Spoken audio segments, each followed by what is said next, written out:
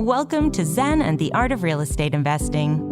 What if you could learn from experienced real estate investors, find out what got them to where they are now, get insight into their daily habits, and take these insights to inspire your own growth?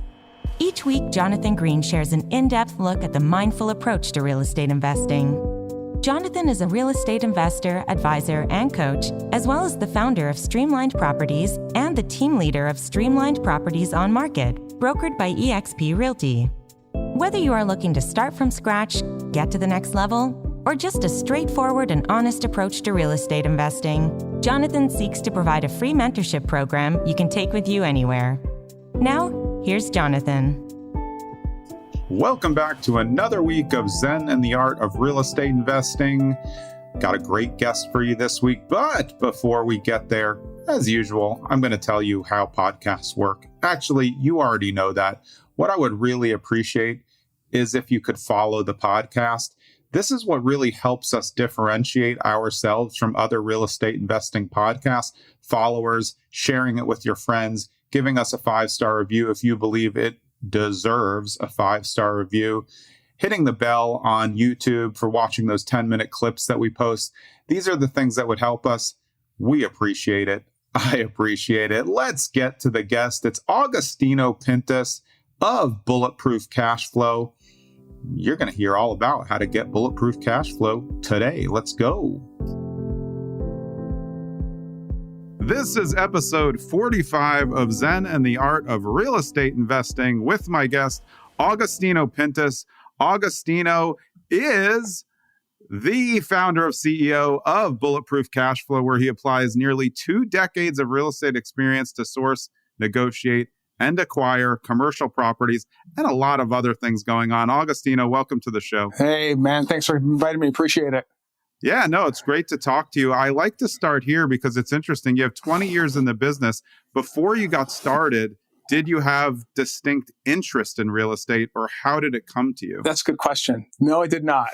So we hear that a lot, actually. And I think that's encouraging for people who are like investigating whether it's going to be a thing. A lot of people say, no, I was looking for something. So let's hear your story. How did real estate first come to you? I became an accidental landlord is what it is. So I ended up moving. I love that term too. Yeah. And it ended up being a case where at the time when I was married, we ended up moving from Michigan to Virginia. And I had a condo. I ended up having to rent out that condo to go live in Virginia. And next thing you know, it didn't even click. I was like, I'm getting all this passive income from this place. It didn't even occur to me. But it wasn't until much, much later, when I was still working at the same company, a couple of years later, where a friend of mine says, hey, you know what? You should buy some single family homes. And I was a CIO, Chief Information Officer for this company, and I used to run like large enterprise IT. And this guy, he was a good friend of mine. He ran operations side of the business. We just went public. We're flush with cash. We have all this money. And I'm like, okay. That was my thought process was, okay. There's nothing about financial freedom or hard assets or like some of the depreciation, all this stuff didn't even occur to me. It's just, okay, cool. I'll just do that, because my buddy said so. So I started buying like a bunch of like single families, flips, all this stuff just to make some extra cash. That's it. And then 2008 hit and then I just stopped. I just froze up, man. It was, I stopped for the longest time, just ran what I had, scared to death. But because I worked in corporate, and the higher you up in the levels you go in corporate, ask if any techie person is listening, especially, 2 years is the maximum you end up staying at a company before they boot you, usually. Yeah. That's what it was for me. So it was very hard, especially for an entrepreneur, especially if you have an entrepreneurial streak. They don't really like you. Corporate doesn't really like you all that much, honestly. I'm very familiar with that. Yeah, because you want to do things your way, and you believe that they're the right way. Usually they are. But hey, it's all right. But that personality is ideally suited for what you do now, right? 100%. Yeah. And I think that we learned that by going through corporate. I worked for the government for a long time, and that's like you're always feeling handcuffed. But then eventually you get to build your own things, systems. Is that what led you to where you are now? Yeah, basically. You fast forward a bunch of years and ended up having to go through a bunch of stuff. I call it my 10 dark years, where I wasn't really focused with my life. I was still working in corporate and stuff like that, but I guess you can say I was stuck in the matrix, like many people are. Many people are just stuck in the matrix. They're happy with getting the check every 2 weeks. They get the 2 weeks of vacation. They complain about what happens on the news because they watch TV. They do all this stuff. I don't do any of those things anymore. I'm done with it. I just cut myself off from all that. That's when you realize, and you become disconnected from all that. But at the time, I wasn't, until I got canned once again from this other job. And I was in my 40s at the time. And I realized, I'm like, how many more times am I going to do this? How many more times can I put my fate and the fate of my family in someone else's hands? Yeah. Because that's essentially what you're doing. The higher up you go, the bigger the risk you are. The more money you make, the bigger target on your back, right? Yeah. Generally speaking. I mean, and especially in tech, we've seen it obviously over the last few years. Like it used to be like, oh, it's like great to have a job at a big tech firm. You can get big IPO pops. Everybody makes money. But like they're also very tenuous right now after all of the bank issues. So you never know what could happen. So you decided to take your freedom of business and then just take it out there on your own at some point. Essentially, yes. It was knowing that, first of all, it was very hard to take action when I was at work at this company. And we're talking like maybe 6 years ago, before I was still working, but before I actually quit, like just stopped working in corporate. But I knew that, and I was thinking about it, is that no matter what happened in my life, no matter what turbulence I had, that little real estate portfolio that I started some almost 20 years prior was still throwing off cash. Like, and no matter what happens, that money was still coming in, right? And I'm like, I should just focus on real estate. That's what I'm going to do. And it's somewhat difficult if you think about it. You're going to dump a 20-some year career in technology that you've been doing since I was a kid. I was literally programming since I was a kid. I was one of those kids, right? On the old Commodore 64 when I was 10 years old, coding on that stuff. I was coding at 10, right? On the PET computer, all kinds of stuff. I used the old Texas Instruments computer to build like the first check program where you could fill out checks. I thought that was amazing. I had one of those too. And dump the entire career and all that history for something totally brand new.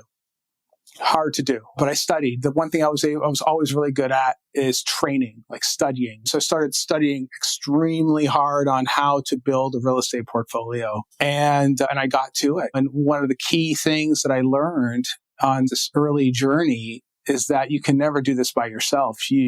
I didn't get a mentor because I didn't know any better, right? I just didn't know. I didn't know other people were even doing it. I got my hands on a bunch of courses.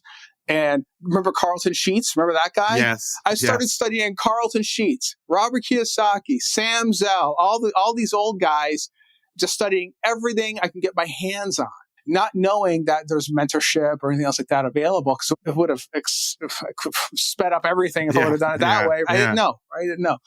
But I knew that through partnerships. Number one, partnerships, and number two, picking the right market. Those two key things. So at the time, as I said, I went back to Virginia to sell off a bunch of these houses because I needed some liquidity. Yeah. And I said, okay, I'm going to go hard into this real estate thing. Where am I going to go? And I started looking at the Midwest, specifically the Cleveland market, Northeast Ohio. What first led you to Cleveland? I'll tell you, it was after the 2008 crash. Cleveland, this market generally hadn't really recovered all that much. Everyone was still, at the time, they're still making the mad rush to like Florida and Texas, even back then, just not nearly what it is now. But they're still going to the warm states. Rents they were on the climb, not crazy. Not like it is now. Inflation's driving that. But here at the time, you can buy 100, 200, 300 units, 25 to 30K a door. 25 to 30K a door. Rents were probably $550, $600 a month. Yeah. So it's already built in value compared to what's going on in other markets. And I'm comparing the market. This market that we're in right now, here in Cleveland, is a cash flow market. It's not an appreciating market. So that means the ebb and flow of the economy will have an impact like it does with every economy, but not nearly as much as some of the other states. We're talking in the green room about that. And so if right now you have guys that are having problems, like big problems with their assets because they overpaid for them or the leverage is too high or whatever the case may be. We don't really have that issue here in Cleveland. Yeah. And do you find that cash flow markets generally feature a little bit higher management costs just because with better cash flow is less appreciation, lower rents, more kind of upkeep, but if you create the systems, it works. So did you feel that you had to invest more in the management size being in the cash flow market, as opposed to maybe those others that seem passive, and then we find out when the market goes south, they get hit? Cash flow markets are still just running the same. That's a good question. I think a lot of those drivers, it is more expensive to run the assets, but it's not only because it's just cash flow market. It's also because of the age of the asset. You're typically buying these 50s and 60s type of buildings and assets like that, and they're generally a little more expensive to run, right? Because of the age of the asset, the age of the mechanicals, the roof, the whole thing. And then you include the weather on top of it, where we get snow, you get pour down some salt on all the asphalt. It's like next thing you know, you have to cover all that, right? Yeah, generally speaking, there's a higher maintenance cost. However, net, you still end up ahead anyway. You know? And you're starting ahead, like you said, because the numbers start out good. You don't have to really invest in the huge value add in a cash flow market, because it's the expectancy is set in what it is. That's right. If you buy in a C neighborhood, you're not trying to make it an A neighborhood because it wouldn't fit. So your costs are limited to what it has to be, which is you don't need to put in these amazing features when you're just trying to run it the way that it was. Upgrade when you can to create higher rent rolls over time. 100%. And that's exactly what we're doing. I know the unicorn that you read in all the books is, you want to find a C asset in a B neighborhood and blah, blah, blah. Yeah, that's great. Super If it was duper. that easy. Yeah. So if it were easy, everybody would be doing it, right? There were times that we actually did it. I've done it several times, but it's kind of like, did I have the exact foresight that was going to happen? I wish I could say, oh yeah, I knew it was going to happen. No, not always. Not always, right? There's certain cases like right now. So not only do we do the acquisition side of things, we do the development too. And in development, yes, that's a big part about how we select where we're going to build. And yes, like that's a big part of like, how great is the area nearby? What sort of, has there been any change in demographic on the upside anyway? Has it been moving up in terms of earnings and jobs and job growth and whatnot? Yes, we definitely look at that when it comes to development, because the cost of development is higher. We're also building an A-class, a Midwest A-class type product. So you have to appeal to that neighborhood and that demographic. On that stuff, yeah, absolutely. On the net lease business, which is something else that we also do, that line of business is also crushing it too, because on that side, you get monthly cash flow with that deal. Yeah. So it's great. Yeah. Yeah, it's interesting, though. I think that when you differentiate between those two options, you show that development is much different than acquisition. Mm-hmm. They're two different principles. So the way that you guys will work when you're in acquisition or development are two completely different ways, because acquisition requires more upkeep and you have better numbers coming in. Development, you're creating your numbers, but you have to be careful to create them, like you said, for the right neighborhood. And that's going to fit in, but also create more cash flow in the long term. 100%. It also matters where you're building too, right? Because so here in Cleveland, there's two big things that make the deal super juicy, right? You have opportunity zone and you have a 15-year tax abatement, among other things. There's more, but we'll just talk about these two things right here, because this is unique, right? So if I can build the same deal here in Cleveland or down in Texas, it's still right now, it makes total sense to build here. Total sense, 100% sense. Why? I can usually get the land for next to nothing, just because the city incentivize a lot of development. So you have land bank. You think of it like these are old properties and back to the city. Now the city's sitting on land bank. Yeah. Sitting on this land, what am I going to do with it? It doesn't generate any revenue. Like the city's, I need to get rid of this thing. So if you acquire, and we've done this numerous times already, if you acquire the properties next to the land bank land, great. So we acquired all this, then you buy the land bank right next to it, and you build the whole thing. It's very small to acquire the land. And of course, you build it, then you have opportunity zone, right? Where because you're developing, you're putting an asset there, a brand new asset, you're deferring your taxes, or rather, I shouldn't say even deferring, you're paying no capital gains as long as you keep your money in that deal for up to 10 years, right? And that's for investors on a syndication too. If they can take money and invest it into opportunity zone, that's a great place to do. Okay, that makes sense. And your tax abatement too. So that goes straight to the NOI. So it means you're not paying any taxes for 15 years. right? So in the case of us as syndicators putting a deal together, we investors get in, we hang on to it for 10 years. We go to sell it off. There's still 5 years left on the deal for the next buyer. So it's value add for them, value add for us. And we get to enjoy all that free cash flow all along the way. It's beautiful. You can't do that in Texas. I wanted to go back on the land bank also because they have them in a lot of areas. I always look at the one in Syracuse, but I found that at least with the Syracuse one and with other localities, this obviously works to your benefit. Land banks want to sell to locals because they're trying to promote the local community, reinvigorate it. So you being in Cleveland has a much bigger advantage buying land bank properties because they know you're from the area, you're already doing development in the area. It's much harder for someone outside to come in and just buy a bunch from the land bank. They're going to be more leery on those. Have you had that experience?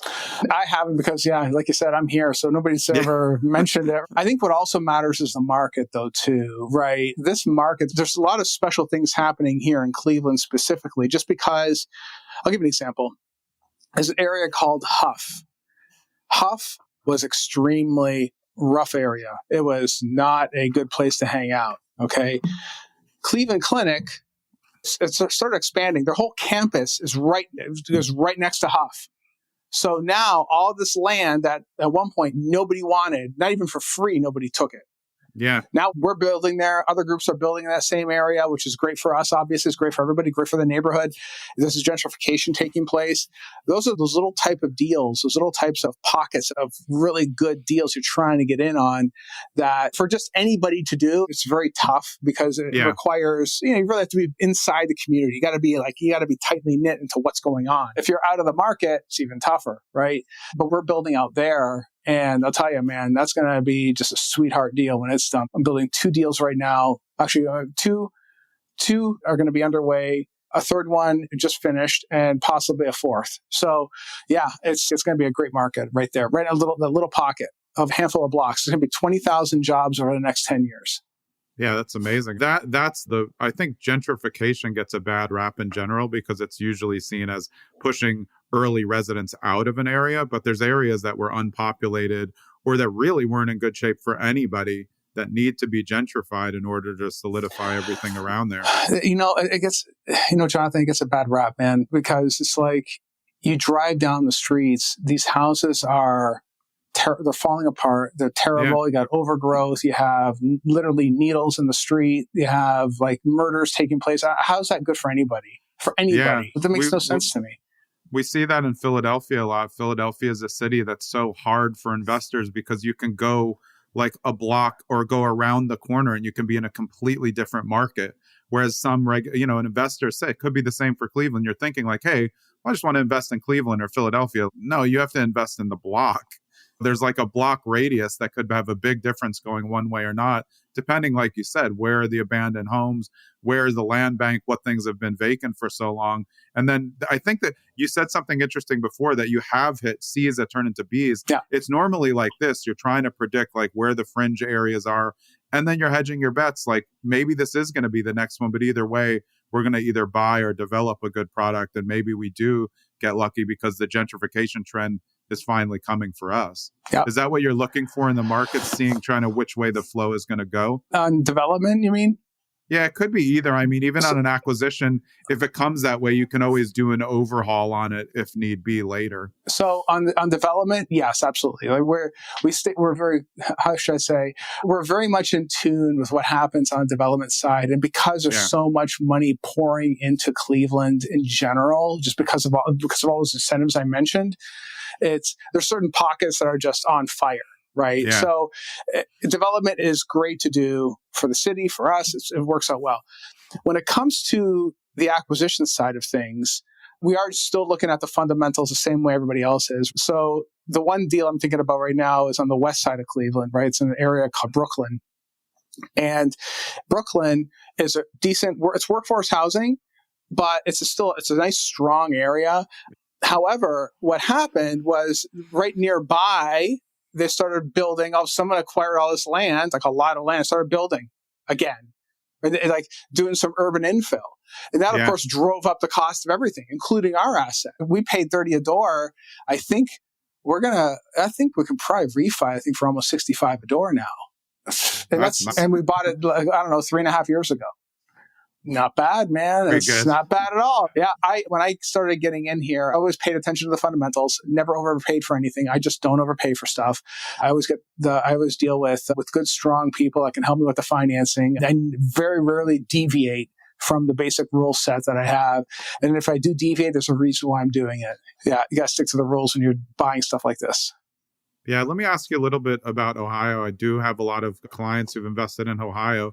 Is Ohio preferable, do you think, to a lot because it is generally a landlord-friendly state compared to... I live in New Jersey, and like they don't like landlords in New Jersey, but the process for evictions is just better in Ohio than some states. Does that play a role in why you've been there or why other investors that you've known have come there?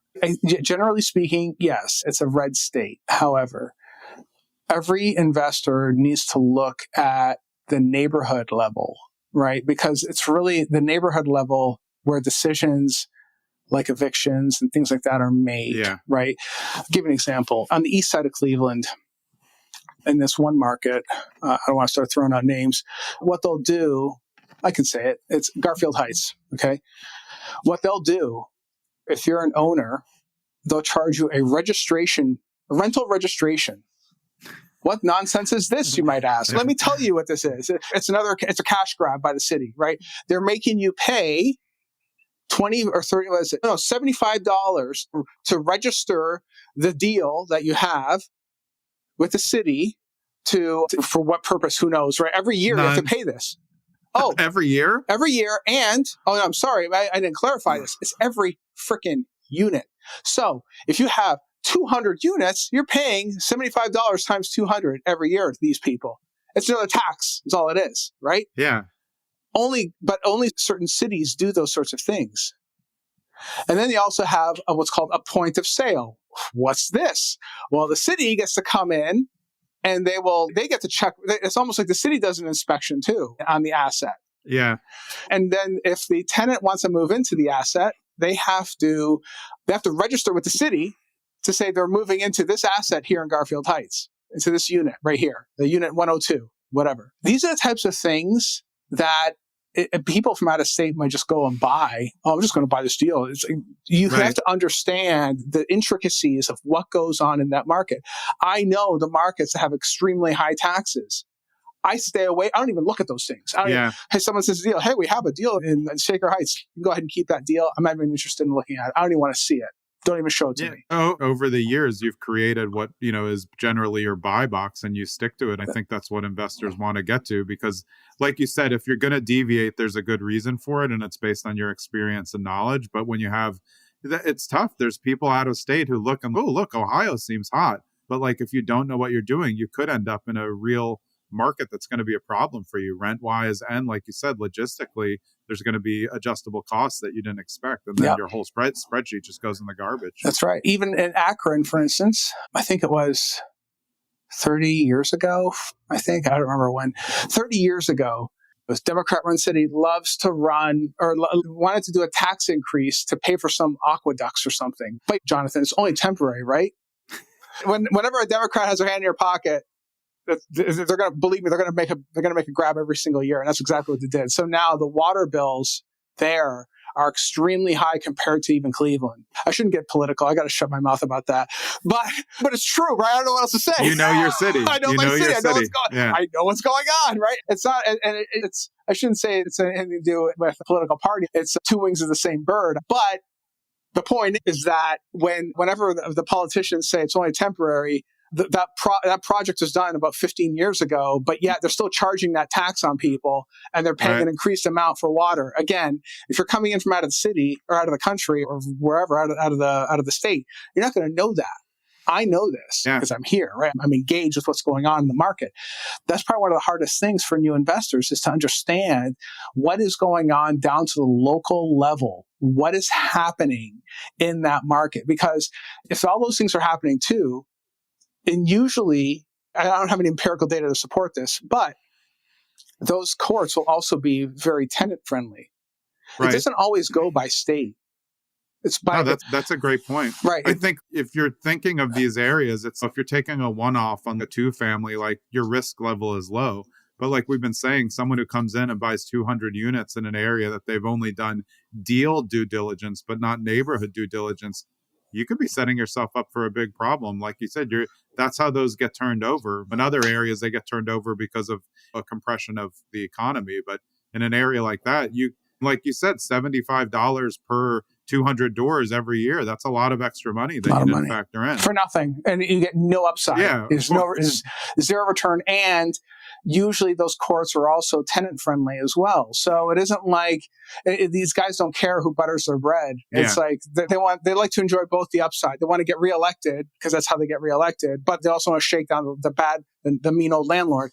And these are the things like whenever we're training our folks to go out and acquire these types of assets, we're training them on all kinds of stuff like this. You got to know the intricacies of what's going on down to the local level. And if there's any shady stuff like that, don't buy. Just stay away. It's not worth the headaches or the hassle. There's plenty of other markets you can go to where none of that stuff exists. So that's why we went to the west side of Cleveland, where that stuff doesn't really happen. And then you also development, because of all the incentives and all the other things that come with development, we're doing a lot of that. And net lease, man, I tell you, net lease, you acquire the asset, you get the lease, of course, the land, you get everything, whole kit and caboodle, monthly distributions.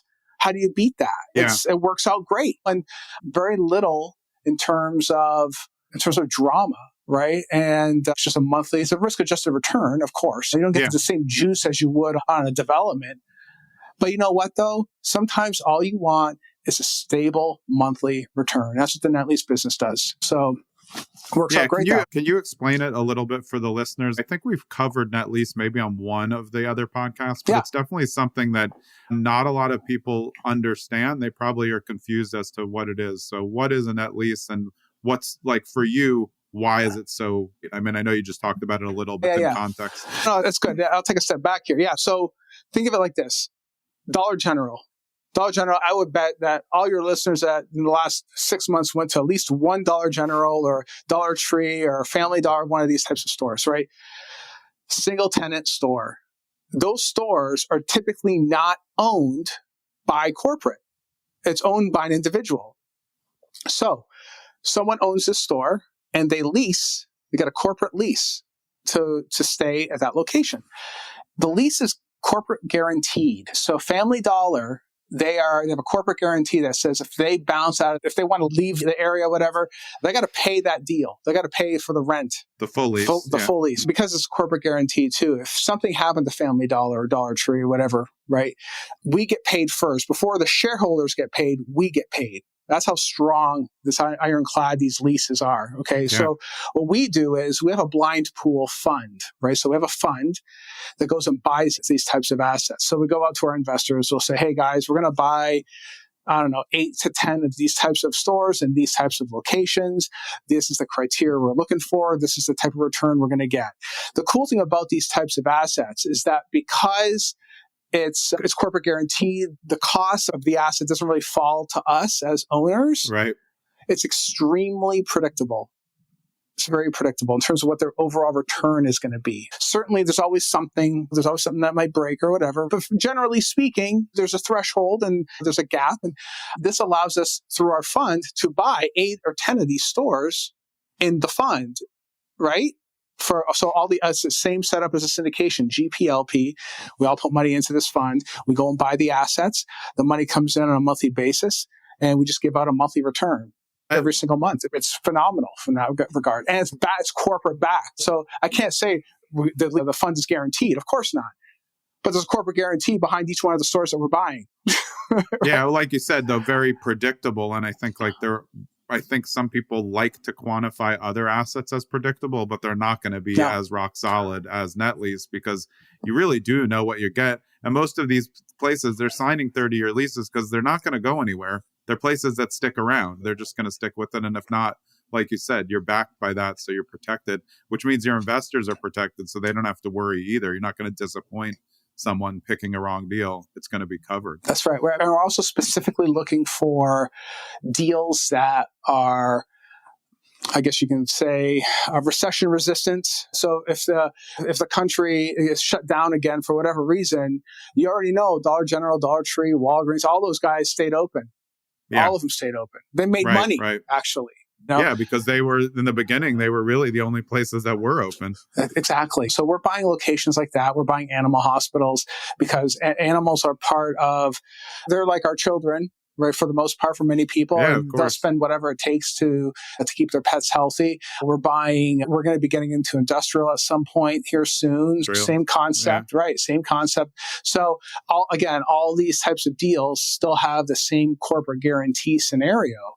And when you put these deals together in a fund, so it's not just one deal. So when someone invests in the fund, you're buying a portion of all 8 or 10 or 12 or however amount of these deals. It's a great thing to get into, right? Yeah. And it's a monthly return. How do you beat that?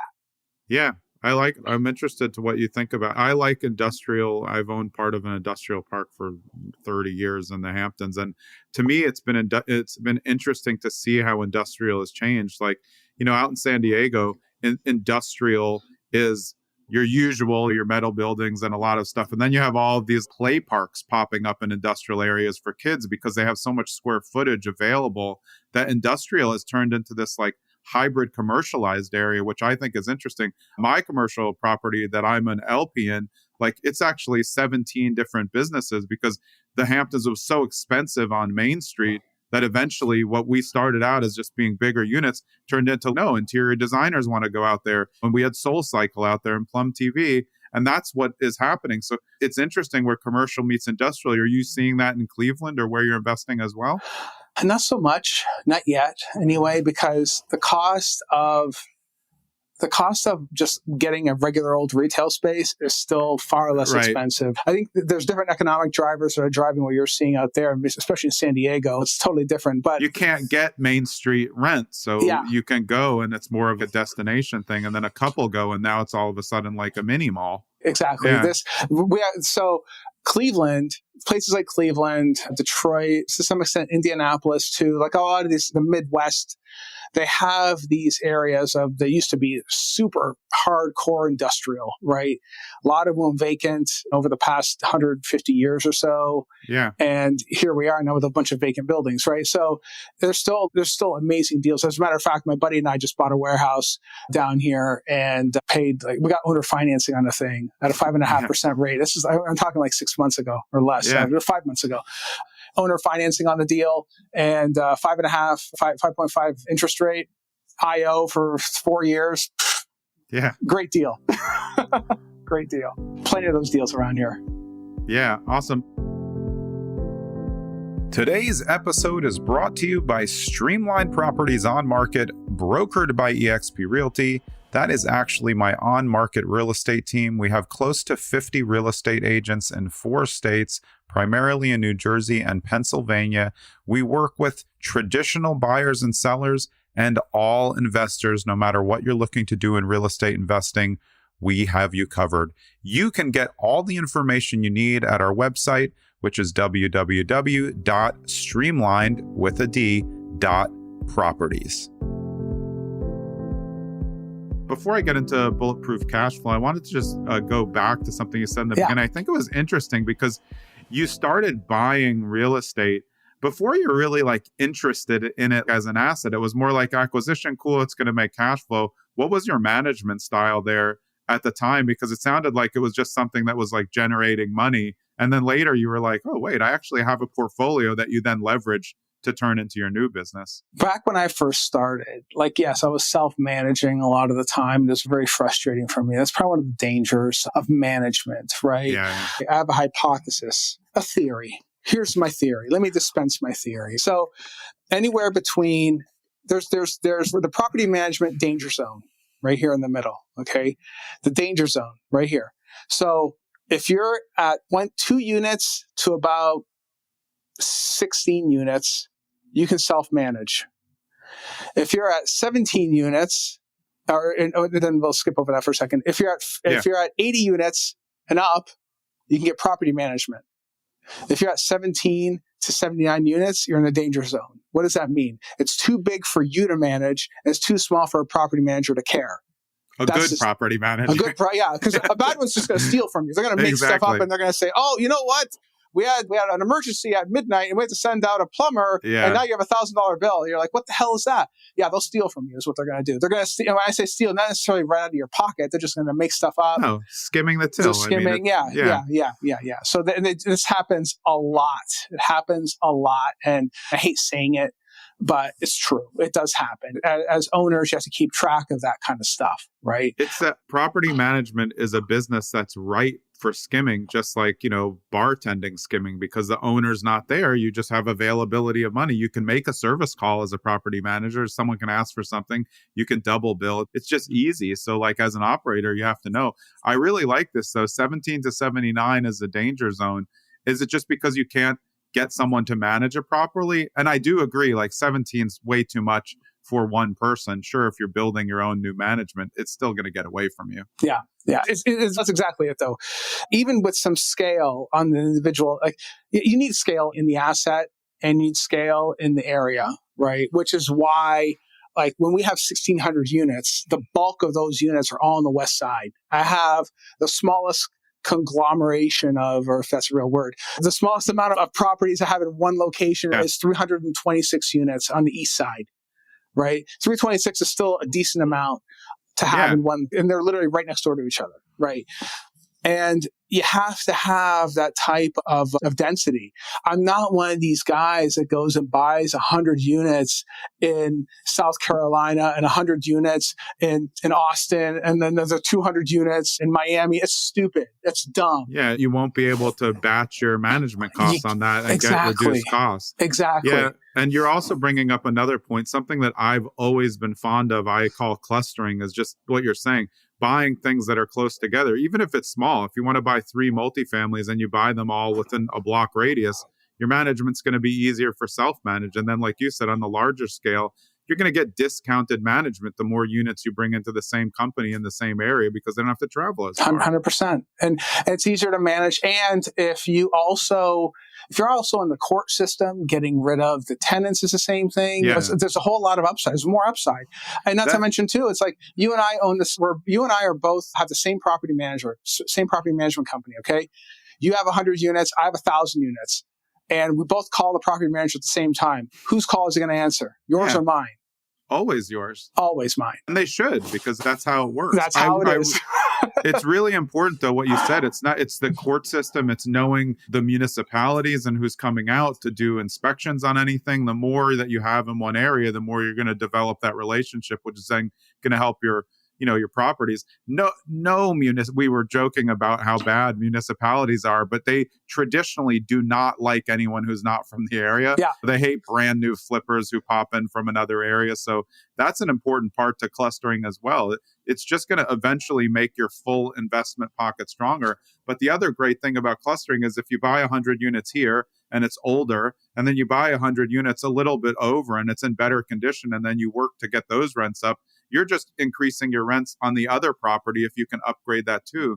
So you can keep bouncing off of each other. And then if you sell one, you just created an appraisal value for your other one within a few blocks. So I love what you're saying, because I really think that's something that people don't think about. And you can shrink it down to a small scale, and it can work for just brand new investors, 2-3 properties. Closer together, the better. It gives you options. Yeah, I think there's also one other key aspect here that people don't even consider. As important as it is for someone to know their market, what's even better is if the market knows you. That's better. And I'll tell you why. Because if you have 2,000 units in your market and the broker has a deal they just got, they haven't thrown it up on, they haven't sent it out yet, they haven't sent the email blast, who's the first guy they're going to call? They're going to call you, because they know you got assets in the market and you can close. And you don't screw around. It's very specific to commercial. It does work in like small scale residential, but commercial, it's like definitely a who's in the game. Like they're only going to trust a couple people.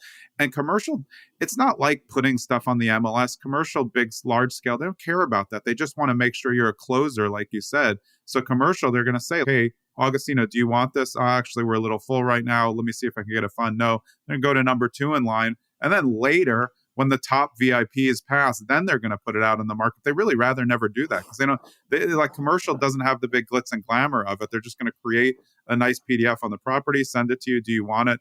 you're going to say yes or no, and then they're going to move on. That's a great point as well. So tell us a little bit about Bulletproof Cashflow, because that is your company, and let us know what you guys do and where you're investing. I know we talked about it a lot, but the name, I feel like it's like one of those things it's anticipatory. You're like, obviously you want this, but it gives you that feeling like passive, because that's what people are probably coming to you. They want you to do the work so it can be more passive for them. Yes, that's one thing. And so the whole concept around Bulletproof Cashflow is embedded in the name itself, right? The intent when I created this brand was to create exactly that, bulletproof cash flows. That's why we don't call it bulletproof appreciation or bulletproof crypto, because there's no such thing, right? That's why we call it bulletproof cash flow, right? But yes, the intent though is really to help educate folks on how to get into the real estate game. When I first started, like I said before, no one really guided me through. No one really helped me get into it. Not that I was, expecting anybody to just come out and help me. I just didn't know what was available. And not to mention too, there's also the sense that all the gurus on Facebook and social media, whatever, they're all about, look how easy this is. Oh, you're going to buy a duplex and next thing you know, you'll have a Ferrari and move to Miami, like in about 6 months. I can assure you that's not going to happen. This is extremely hard work. However, if you execute properly though, it's well worth it. I'm 100% happy that I quit corporate to do this. It was a whole lot of work, but you know what? I should have done it earlier. I should have done it. I'm sure everyone has ever told you anyway. They told me the same thing. It's like, they should have done this sooner. Right? Yeah, it's funny because I was involved in real estate my whole life, but like I was still working other jobs. And then eventually when I do investing and I have an on-market team for that as well, I remember that when I said I was going to get my real estate license to go with all the investing I did, my sister was like, yeah, why didn't you do this a long time ago? We've been investing our whole lives together. It could have saved all the brokerage fees and we could have had more leverage into the data that we were missing. But the good thing is you got to where you got at the time you did, and now you can help others get to that quicker than you did, and me too. Yep, that's right. And that's the thing with Bulletproof Cashflow. We have several programs. The one is centered just to help people get started in the multifamily game. And then the second program, the accelerator, really helps people like explode their game. So if you want to really take your deals to the next level, you want to learn how to raise money, how to syndicate, how to really dig deep and understand how those deals are put together. The accelerator does that too. So we do live masterminds, the whole 9 yards, deal underwriting, case studies, all kinds of stuff like that. So it's an all immersive type of scenario, type of course to really help people get in and just master this thing. Yeah, that's awesome. And I think it's good because I think there's a lot of fluff out there. So you can see programs and things that people can buy, but there's no backing to it or they don't have deal flow. Like you can go on your site, see the deals that you've done, and then you can say, look, we've done this. Here's our projects. You can go see them. They're accessible this way, as opposed to what I would just say is a really nice PDF of a syndication from someone who really has never done it before. Yeah. Anybody can make things look pretty, but can you really help people get to the next level is the important thing. Oh, no, that's a big thing. Yeah, no, I'm an active buyer. I'm actively doing deals right now. So this is a part-time thing, or I used to do deals 15 years ago and now I just train people. No, I'm actively doing deals. I'm on the calls. I'm doing the calls. So it's me doing them. You get me, you get my team, but I'm there too. So it's me, the guy who's in the trenches doing this stuff. So that's the difference, what we do. And like I said, it's not an easy game. And I try to make it as easy as I possibly can for the folks that do get into our programs. But once they learn, they're winners, man. They're killers, straight up killers that do great. So that's what we're looking to do. Amazing. So in the pre-email I sent you, I wanted to go over just a couple things. I asked you what is wrong with the real estate investing world right now. There's a lot, but you said prices haven't adjusted to rates. Let's talk about that a little. It is a tough time with prices. Rates are up. What are you finding that can help us with that? Time. Really, it's just time. That's exactly what you're seeing right now. What's manifesting is that, I'll put it this way. I literally got a call from a broker yesterday. He's got a package. This is net lease, but the same thing applies with net lease or any other deals for that matter. It's owned by a REIT, right? They're trying to sell off like 3 of these dollar stores. And they're trying to sell off these $3 stores. 4 years left in a lease. Yeah. So they can go buy new construction. And they're going to buy the new construction for a 7 cap, which is actually pretty good. Yeah, not bad. Guess what they're trying to sell these 4 assets for? A 7 cap. Great. What are you doing? There's 4 years left in this lease. You want to buy something brand, you're going to trade up for the same amount of money. Get serious. You have guys like that. Ridiculous. You have pricing, even on the multifamily side, has not come down at all compared to where the rates are. The rates have literally doubled. Many of the guys are in trouble. There's a lot of pain going on right now in the market with a lot of syndicators. A lot of pain because if they got an adjustable rate mortgage, which you never get an adjustable rate mortgage, never. I learned that in 2008.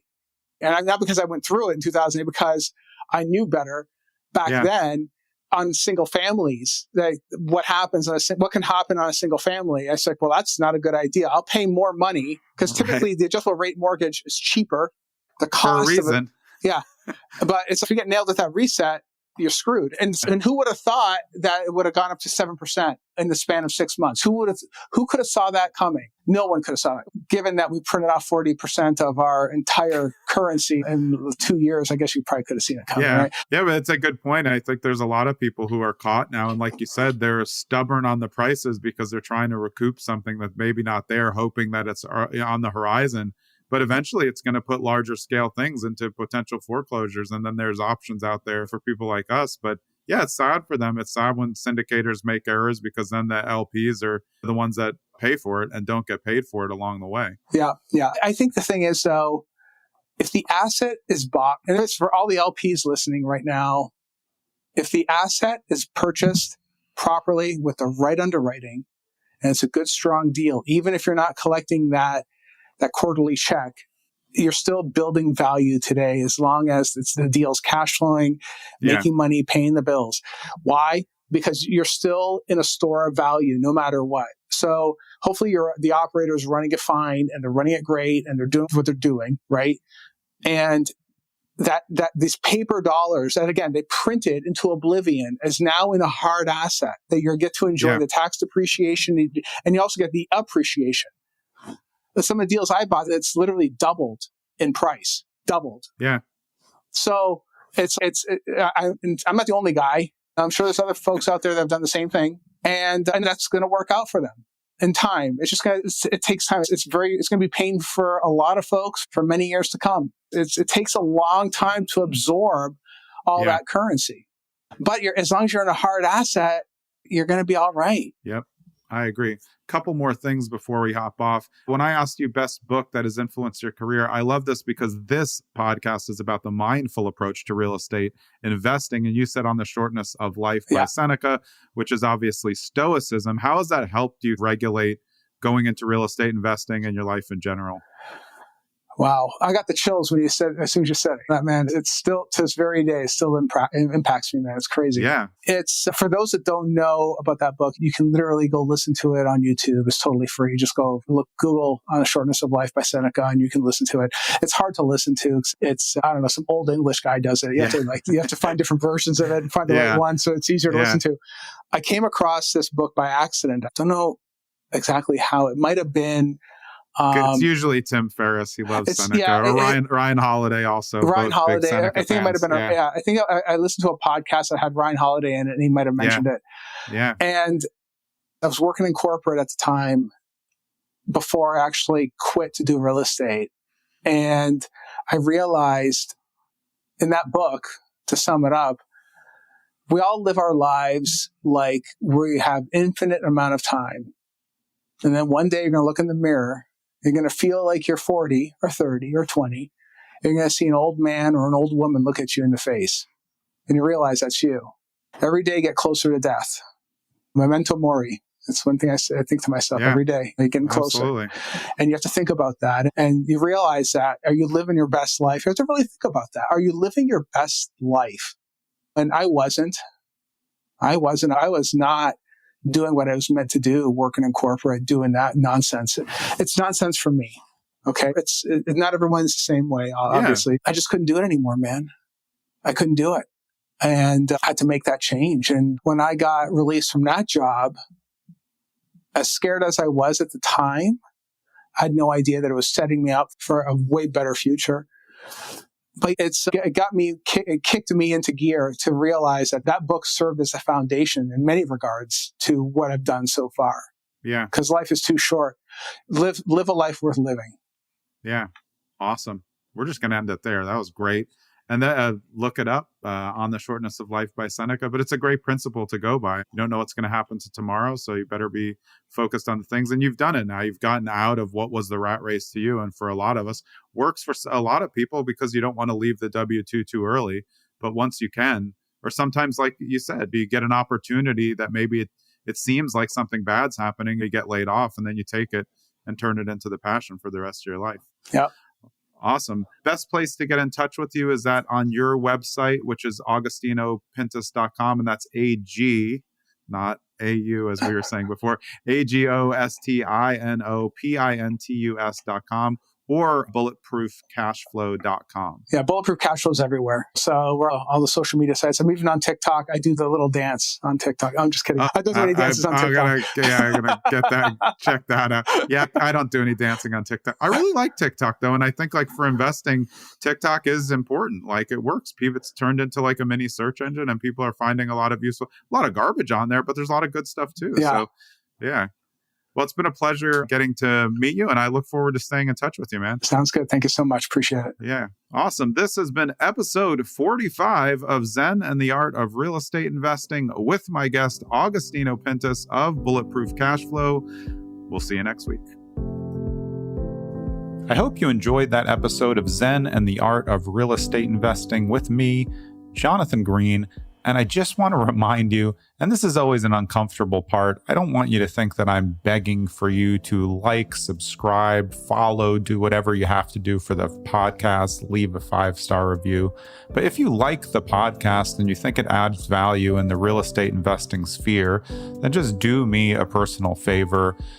Like the podcast, follow it, share it when you can with your friends, and be so kind as to write a 5-star review if you believe it deserves a 5-star review up against what else is out there.